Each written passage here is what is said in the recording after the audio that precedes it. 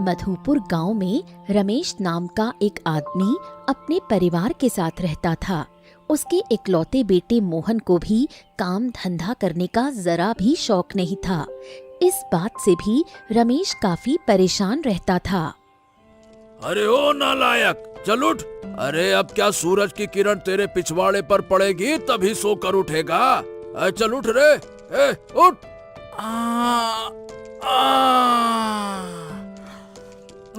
काश ऐसे किस्मत होते कि जब सूरज की धूप सीधा शरीर पर पड़े तभी सोकर उठूं, वरना तो मैं हमेशा सोता रहूं।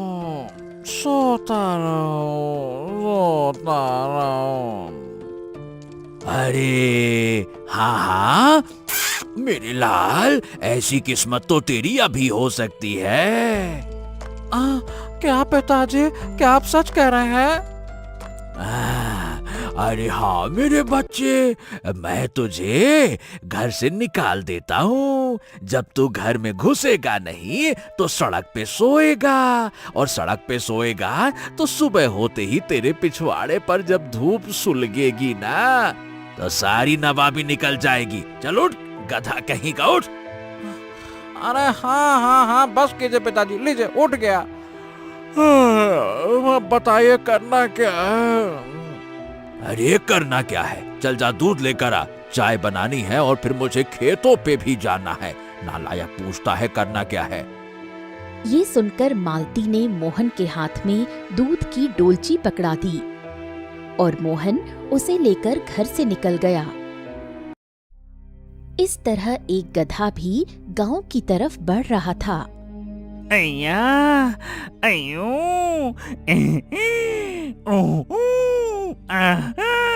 अरे रे, चल चल कर मेरी हालत खराब हो गई है यार। चलते समय तो मैं अपनी शक्तियों का इस्तेमाल भी नहीं कर सकता। अरे ये मधुपुर गांव और कितना दूर है? उसी समय एक चोर भी वहां से गुजर रहा था। अरे वो क्या, एक गधा जा रहा है? वो झट से गधे के पास पहुंचा। चलो आज का तो इंतजाम हो गया। इस गधे को तो मंडी में अच्छे खासे दाम मिलेंगे। चल चल चल चल। ये कहकर उसने गधे के गले में रस्सी डाली और उसे लेकर आगे बढ़ गया। अरे अभी ये कौन है और कहाँ ले जा रहा है मुझे? अरे मेरी गर्दन, अरे दबा दे, मार डालेगा क्या? रस्सी डाल दी मेरी गर्दन में।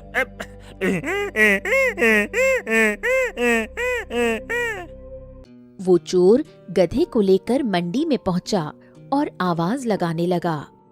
देखो देखो देखो भाई, बड़े काम का गधा है, हर काम को बड़ी मेहनत से करता है। जो खरीदेगा कुछ ही दिनों में अमीर हो जाएगा। इस दुनिया का सबसे मेहनती गधा, ले जाओ ले जाओ ले जाओ। ये सुनकर एक आदमी उसके पास पहुंचा। अरे भैया, ये बताओ क्या दाम मांग रहे हो इस गधे के? इस गधे के 4000 रुपए लूंगा। अरे भाई, गधा बेच रहे हो या ऊंट? 4000 रुपए है। अरे भैया, ये कोई ऐसा वैसा गधा ना है, बड़ा मेहनती गधा है। अकेला 10 गधों का काम करता है। क्या ये गधा सच में इतना ताकतवर है? और नहीं तो क्या। अरे 4000 रुपए से एक भी रुपया कम नहीं दूंगा। अरे ले लो ले लो ले लो, आ जाओ आ जाओ आ जाओ। 10 गधे का काम एक गधा करेगा। अरे बस करो भाई, ना चिल्लाओ। और नहीं भाई, थोड़ा थोड़ा तो कम करो। इस पर गधा खुद ही बोल पड़ा। अरे क्यों मेरी इतनी देर से बेइज्जती करवा रहे हो भाई? 4000 में भला मेरे जैसा गधा मिल सकता है क्या? ये मेरा दाम तो कम से कम 20,000 रुपए होना चाहिए। 1 रुपए भी कम नहीं, ऊपर और जितना करना है कर लो। ये सुनकर चोर और ग्राहक दोनों की टांगे कांपने लगी। अरे अरे ये बोलने वाला गधा है क्या? कहीं इसमें कोई आत्मा तो नहीं आ गई? भूत! अरे भूत! भूत! भूत! भूत! भूत! और ग्राहक दोनों चीखते चिल्लाते हुए वहां से भाग निकले और फिर गधा हंसते हुए बोला,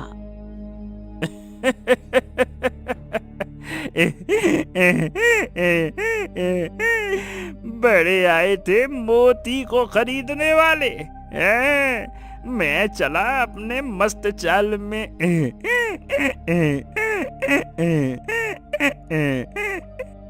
अब गधा मुस्कुराता हुआ आगे बढ़ गया। कुछ कदम चलने के बाद उसे मोहन नजर आया, जो दूध लेकर सामने से आता हुआ नजर आया।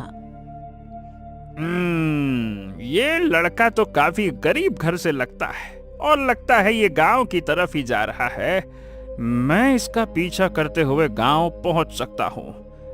चलो इसके पीछे पीछे। अब गधा भी मोहन के पीछे हो लिया और कुछ देर में मोहन अपने घर पहुंचा। अरे कहाँ था तू? पिताजी, मैं कोई लड़की तो हूँ नहीं जो आप कह दें कि कहाँ मुंह काला कर रहे थे। अरे दूध लेने भेजा था तो दूध लेने ही गया होऊंगा ना। अरे तो इतनी देर कैसे लगा दी? क्या भैंसिया पहाड़ पे चढ़ गई थी? नहीं नहीं नहीं नहीं, समंदर के बीच में खड़े थे पिताजी। दूध लेने वालों ने कश्ती में बैठकर दूध काढ़ा है, फिर लाके दिया। ए जी, अब दूध आ गया है तो चाय बनवाइए ना, क्यों बहस कर रहे हैं? ला मोहन, मैं चाय बनाती हूँ। ये परिवार तो बड़ा ही दिलचस्प लग रहा है। लगता है यहीं अपना ठिकाना बनेगा। सभी नाश्ता कर ही रहे थे कि तभी लाला वहाँ आ गया। अरे रमेश भैया को लाला फकीर चंद का नमस्कार। अरे लाला जी आप? हाँ मैं। अब भाई तुम तो हवेली आते ही नहीं तो मैंने सोचा अब मैं ही चला जाऊं। लेकिन आप यहाँ आए क्यों हैं लाला जी, इतनी सुबह सुबह? अरे गुड मॉर्निंग विश करने आया हूँ। मालती भाभी, कहीं हालचाल? सब मजे में? ये आप क्या कह रहे हैं? हाँ तो सीधी बात तो सुन नहीं रही तू?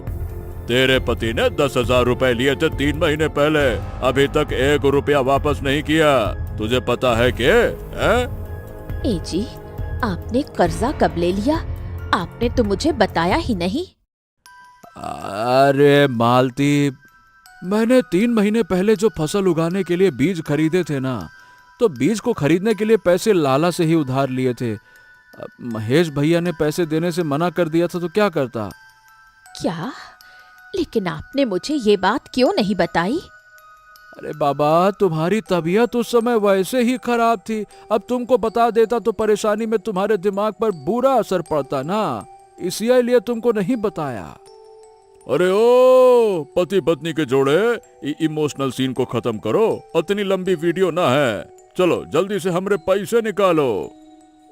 लाला जी सही बताएं तो अभी मेरे पास पैसे नहीं हैं, कुछ दिनों की मोहलत दे दीजिए, कुछ दिनों के बाद। अरे भाई, तुम्हारा कर्ज 10,000 से बढ़कर 15,000 हो गया है, और अगर कल तक मेरे पूरे पैसे ना दिए ना तो सीधा 20,000 हो जाएगा। 20,000। ये क्या लाला जी, आप इस तरह से ऐसे कैसे रकम बढ़ा सकते हैं?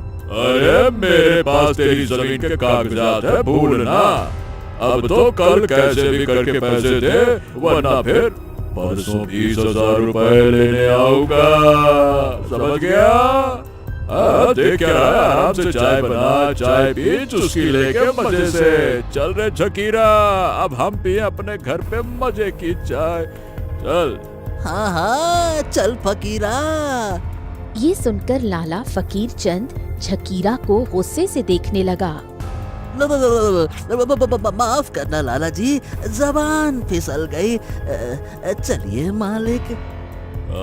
जल्दी चल, मूर्ख कहीं का। ये कहकर लाला वहाँ से चला गया और रमेश का चेहरा उतर गया। क्या करूं, अपनी किस्मत का क्या करूं? जमीन है कि फसल उगने का नाम नहीं ले रही, और बेटा ऐसा है जो कोई काम नहीं करता। ये बेचारा रमेश तो बहुत ही दुखी आदमी लगता है।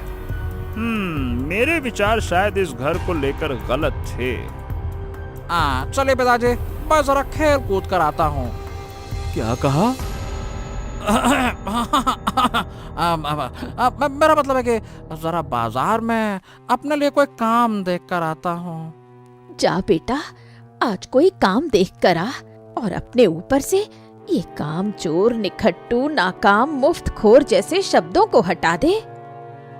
वाह माँ, आपने तो बहुत ही इज्जत के साथ बेइज्जती की है। ये कहकर मोहन घर से निकल गया। चलो मालती, अब मैं खेतों पर जाता हूँ। उम्मीद है कि आज तो खेतों में फसल के उगने का आभास होगा। रमेश अपने कंधे पर कुदाल लिए खेतों की तरफ चल दिया। तभी गधा भी उसके पीछे हो लिया। अरे रे रे रे रे रे, इस आदमी की परेशानी मुझसे देखी ना जा रही है, लेकिन इससे सीधी बात करूंगा तो मुझे बोलता हुआ देखकर शायद ये भाग जाएगा, जैसे वो लोग भाग गए थे। रमेश खेतों पर पहुंचा तो पाया उसकी जमीन कोरी पड़ी है। अरे ये क्या, धात तेरे की आज भी फसल ना उगी। 3 महीनों में कितनी बार बीज बोए, कितनी बार। अब तो इंतजार करने के अलावा कोनो रास्ता ही ना है। भगवान जल्दी से मेरी फसल उगा दे,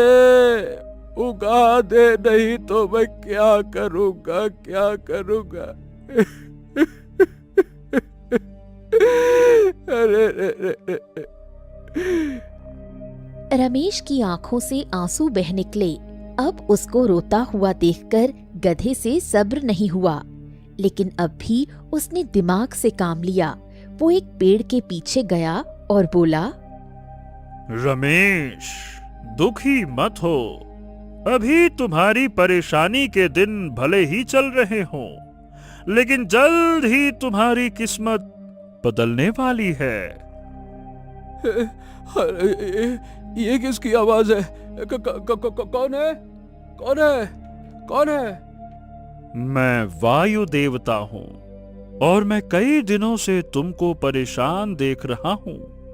इसीलिए मैं तुमको तुम्हारी जिंदगी में होने वाले चमत्कार से अवगत कराने आया हूँ। प्रणाम वायु देवता, बताइए ना, ये क्या चमत्कार होने वाला है मेरी जिंदगी में? अभी तो ऐसा लग रहा है, क्या बताए, आप देख ही रहे हैं।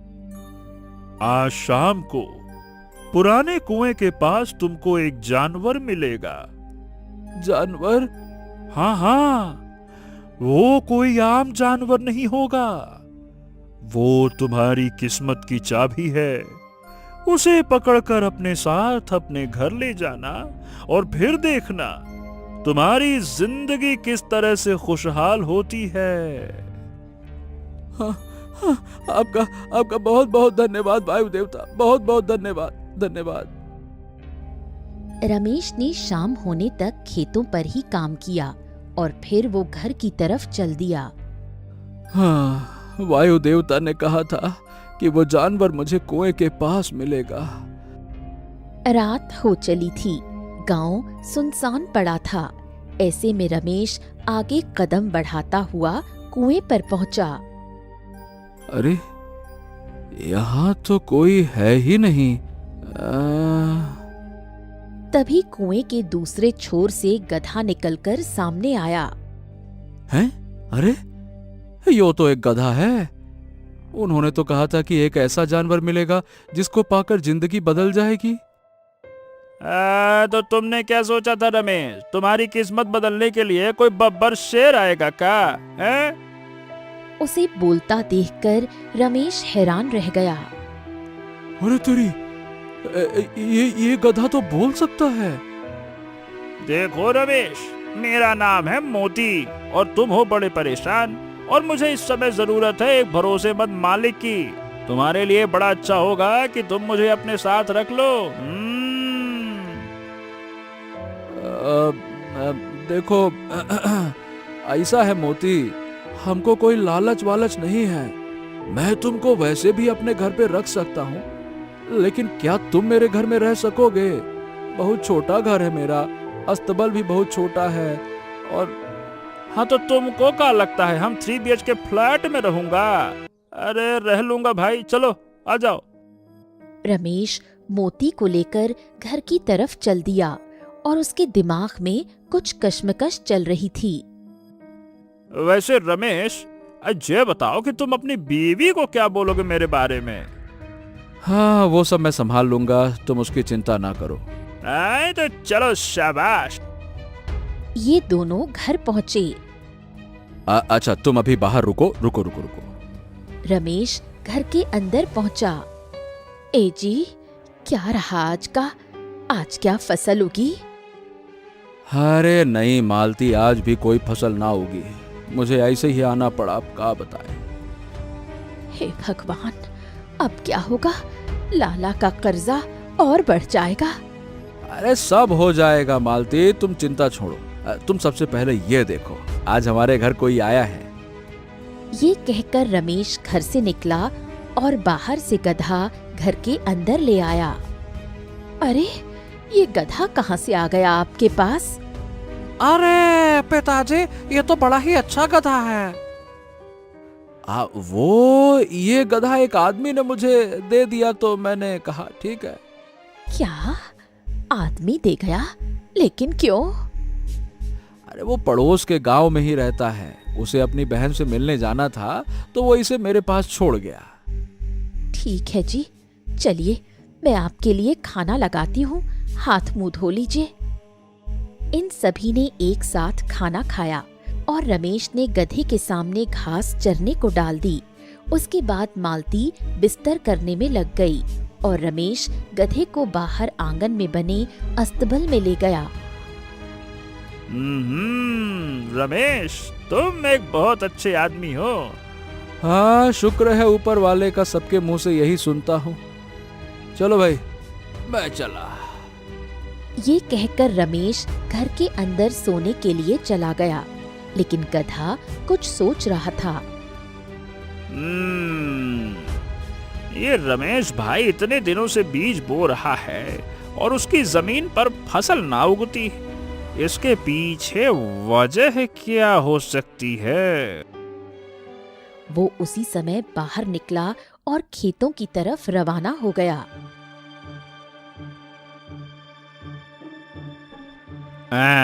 ये रहा रमेश का खेत। चलो जरा खेत की तफरी की जाए। गधा खेतों में टहलने लगा।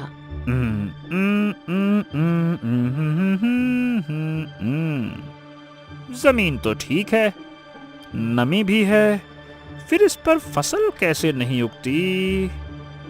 तभी उसे किसी के कदमों की आहट सुनाई दी। लगता है कोई आ रहा है।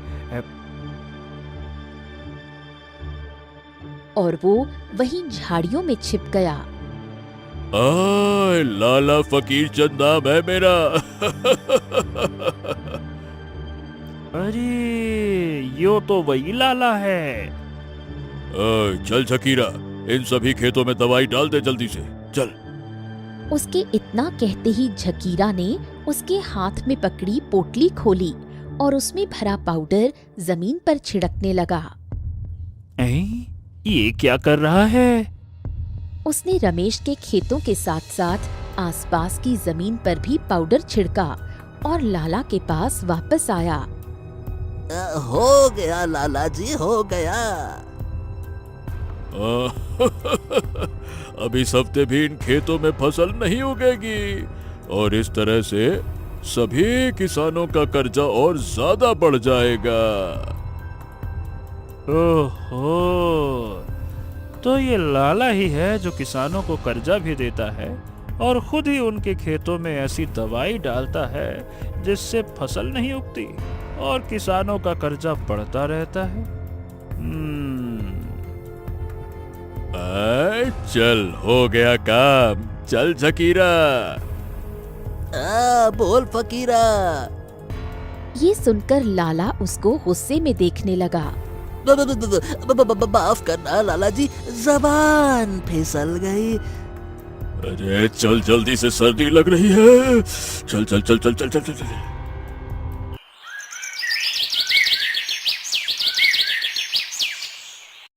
चलो चलता हूँ मालती, उम्मीद है कि इस बार फसल जरूर उगेगी।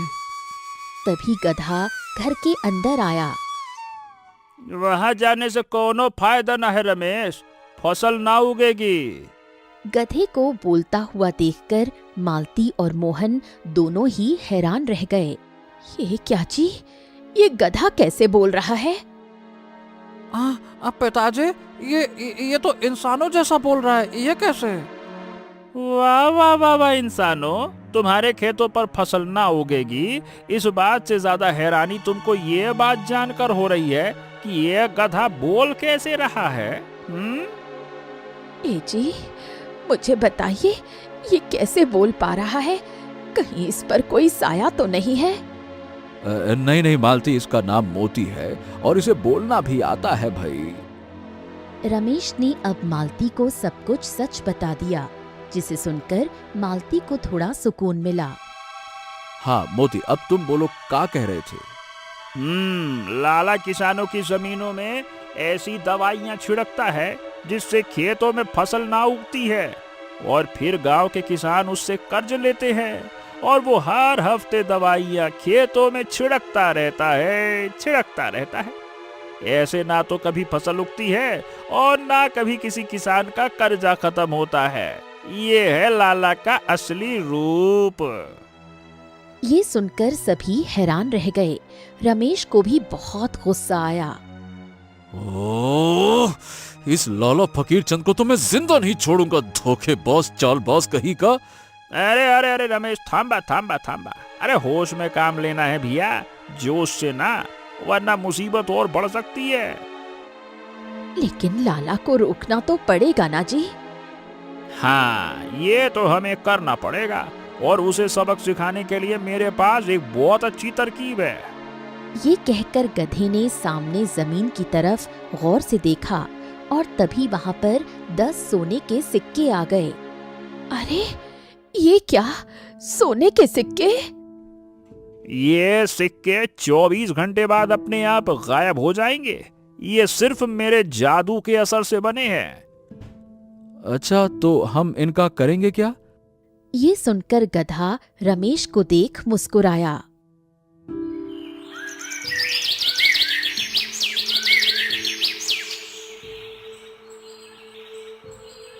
अगली सुबह लाला फिर से झकीरा के साथ रमेश के घर आया। कैसे हो रमेश, रुपयों का इंतजाम हो गया? अब पैसों का इंतजाम तो नहीं हुआ लाला जी। क्यों नहीं हुआ? आखिर कब देगा रे तू मेरे पैसे? पिताजी, आप झूठ क्यों बोल रहे हैं? वो सोने के सिक्के तो हैं आपके पास। क्या कहा तूने? सोने के सिक्के? नहीं नहीं नहीं नहीं नहीं, अरे ये तो पगला है लाला जी। चल तू जा बाहर खेल, जा। ओहो, मोहन, बच्चे, बेटा बताओ, मुझे किन सिक्कों के बारे में बता रहे हो? लाला जी, पिताजी के पास ना 10 सोने के सिक्के हैं। हाँ। अरे नहीं नहीं नहीं नहीं लाला जी, ये झूठ बोल रहा है। इस बकलोलवा की बातों में आप कहाँ आ रहे हैं लाला जी? मोहन ने अलमारी पर रखी लुटिया की तरफ इशारा करते हुए कहा। नहीं नहीं नहीं लाला जी, पिताजी ने रात को मेरे सामने 10 सोने के सिक्के अलमारी के ऊपर रखी उस तांबे की लुटिया में डाल दिए थे।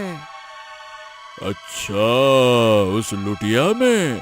नहीं नहीं नहीं लाला जी, उस लुटिया को हाथ नहीं लगाना है। मेरी बात तो सुनिए, आप कहाँ जा रहे, सुनिए तो। ओहो, जरूर उसमें कुछ है। झकीरा? हाँ बोल फकीरा। इस बार लाला ने झकीरा को एक मुक्का मारा। अरे ले तेरी तो, चल जा, जल्दी से लुटिया उतार और देख उसमें क्या है।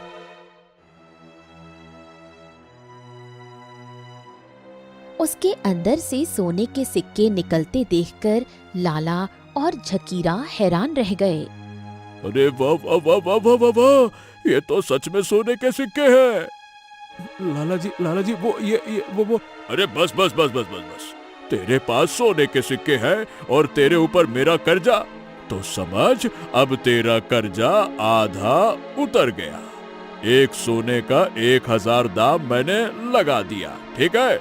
अब 10,000 और बाकी है, बस। ये क्या लाला जी, एक सोने का सिक्का 1000 का कैसे हो सकता है? अरे बस बस बस, तू मुझसे ज्यादा जानेगा का सोने के सिक्के के और भाव के बारे में। जो मैंने कह दिया सो कह दिया, अब मैं चलता हूँ। अब 10,000 रुपए देकर अपनी जमीन के कागजात वापस ले जाना। चल झकीरा। हाँ चल फकीरा, मतलब चलिए मालिक। ये कहकर लाला फकीर चंद वहाँ से चला गया।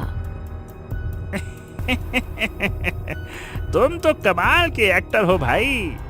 मोती, तुमने जो बोला हमने वो किया, लेकिन ये बताओ अब आगे क्या करना है? आगे क्या करना है वो भी मैं तुमको बताऊंगा रमेश भाई। अब तो और मजा आने वाला है। इस तरफ लाला अपने घर पर बैठा झकीरा से बात कर रहा था।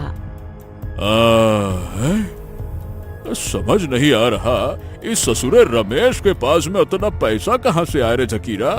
वही तो मैं भी सोच रहा हूँ लाला जी, आए तो आए कहाँ से?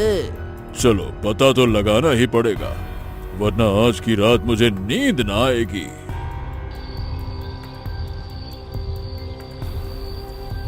लाला रात के समय झकीरा के साथ रमेश के घर की तरफ चल दिया और खिड़की से झांक कर उनकी बातें सुनने लगा। हम तो बर्बाद हो गए जी, वो लाला फकीर चंद सारे सिक्के ले गया। अरे कोई बात नहीं मालती, जब तक मेरे पास ये जादुई गधा है तब तक तो मेरे पास रोजाना सिक्के आते रहेंगे। आहा, सुना तूने झकीरा, ये जादुई गधा है। कोई बात नहीं रमेश भाई, मैं तुमको फिर से 10 सोने के सिक्के दे दूंगा, इसमें कौन सी बड़ी बात है। लेकिन हाँ, उसके लिए तुमको फिर से कोई ऐसा नेक काम करना होगा जिसे देखकर मुझे बहुत खुशी हो, तभी मैं तुमको वापस से 10 सिक्के दूंगा। आहा, इसका मतलब है कि ये कोई जादुई गधा नेकी करने वाले इंसान को सिक्के देता है। ये सुनकर लाला और झकीरा एक दूसरे को देखकर मुस्कुराए। रात को सभी के सोने के बाद लाला अस्तबल में गधे के पास पहुंचा। मोती राजा, चलिए। ओले मोले मोती राजा, चलिए मेरे घर चलिए, मुझे भी एक बार अपनी सेवा का मौका दीजिए ना। चलिए प्रभु। ये बताओ, तुम मुझे अपने साथ क्यों ले जाना चाहते हो?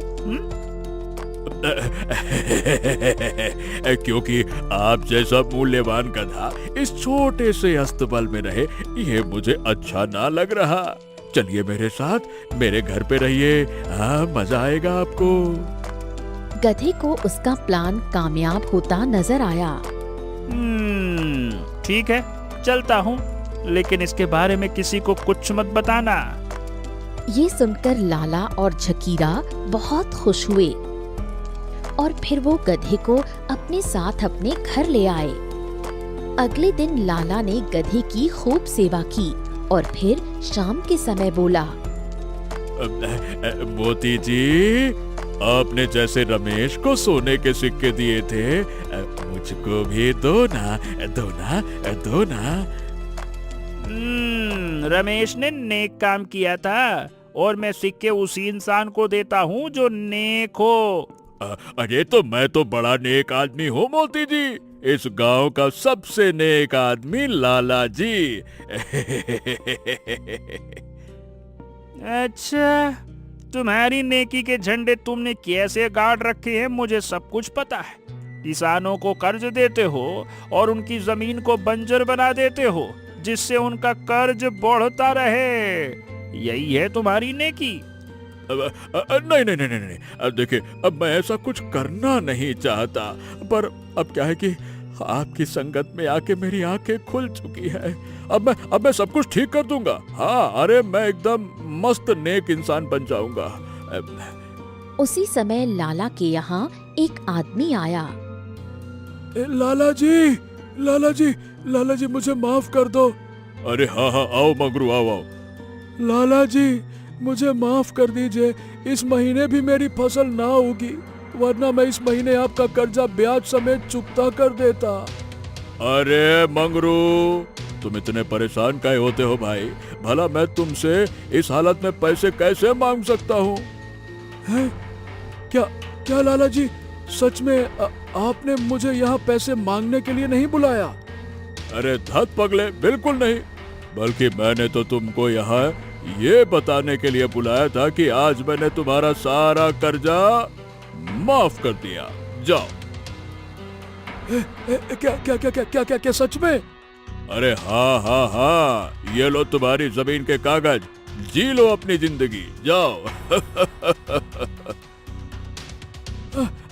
धन्य हो, लाला जी की जय हो, लाला जी की जय हो। लाला जी आप भगवान हैं, आप भगवान हैं आप। लाला जी की जय हो, लाला जी की जय हो। वाह फकीर चंद, तुमने तो बहुत ही नेक काम किया। हम तुम्हारे इस काम से खुश हुए। खुश हुए हैं तो कुछ इनाम दीजिए ना मोती जी। तो जाओ, अपने घर से 2 कोस दूर जाओ, एक पीपल के पेड़ के नीचे थोड़ी सी खुदाई करना, वहां तुमको 10 सोने के सिक्के दबे हुए मिलेंगे, उनको लेकर चले आना। लेकिन हाँ, उन्हें लेकर सीधा तांबे की लुटिया में रखना और उनको अगले महीने की एकादशी को ही निकालना, वरना वो वापस चले जाएंगे। ये सुनकर लाला खुश हो गया। क्या पेड़ के नीचे? झकीरा। हाँ बोल फकीरा। अरे कम बखत तेरी तो, चल जल्दी से चल, कहीं सिक्के कोई और ना निकाल ले। चल। इस तरह रमेश ने गधे के जादू से बने सिक्के पेड़ के नीचे जमीन में गाड़ दिए थे और फिर वहीं छिपकर नजर रखने लगा। कुछ देर बाद लाला और झकीरा वहां पहुंचे। आहा, ये रहा पेड़। चल झकीरा, खुदाई कर जल्दी से।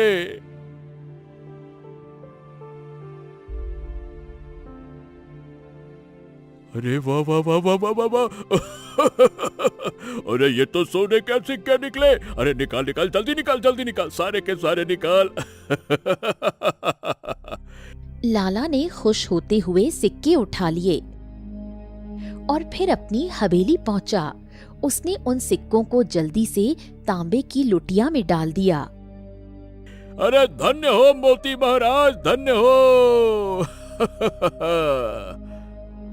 लाला खुश होता हुआ सो गया। इस तरह से अब रोजाना लाला एक किसान का कर्ज माफ करके उसकी जमीन के कागज वापस कर देता और गधा रोजाना रमेश की मदद से उसकी जादू के बनाए सिक्के पेड़ के नीचे जमीन में गाड़ देता। उन्हीं 10 सिक्कों को निकालकर लाला तांबे की लुटिया में डाल देता था और उसको पता भी नहीं था कि वो सिक्के अगली रात अपने आप ही गायब हो जाते थे। उसके हिसाब से लुटिया अब कुछ ही दिनों में पूरी भरने वाली थी। मोती राजा, अब तो आप मुझे एक बार में 20 सिक्के देना शुरू कीजिए ना। अब तो मैंने सभी किसानों का कर्ज माफ कर दिया। मैं तो फुल नेक आदमी बन गया 100%। अच्छा, ये बताओ तुम कि मुझे कहाँ से लेकर आए थे? रमेश के घर से। तो ओहो, अरे मैं तो उसको भूल ही गया। ठीक है, मैं आज ही उसे बुलाकर उसका भी सारा कर्ज माफ कर देता हूँ, मोती राजा जी। उस शाम झकीरा रमेश के घर आया। झकीरा, चलो रमेश, तुम्हारे लिए बहुत बड़ी खुशखबरी है। लाला जी ने तुमको बुलाया है। खुशखबरी? ठीक है भैया, चलो। मुझे तो ना लगता कि लाला जी कोनो खुशखबरी दे सकते हैं। मैं भी चलती हूँ जी। अब रमेश, मालती और मोहन तीनों झकीरा के साथ लाला के घर पर पहुँचे। लाला के हाथ में रमेश की जमीन के कागज थे। अरे मोती, तुम यहाँ क्या कर रहे हो भाई? अरे रमेश, अरे मोती को छोड़ो, ये लो अपने जमीन के कागजात। आज से मैंने तुम्हारा सारा कर्जा माफ कर दिया। जाओ तुम भी जी लो अपनी जिंदगी। अब तुम अपनी जमीन के मालिक हो और तुम पर मेरा कोई कर्जा वर्जा नहीं है। मजे करो। ये सुनकर रमेश का परिवार खुश हो गया। शुक्रिया लाला जी, शुक्रिया शुक्रिया।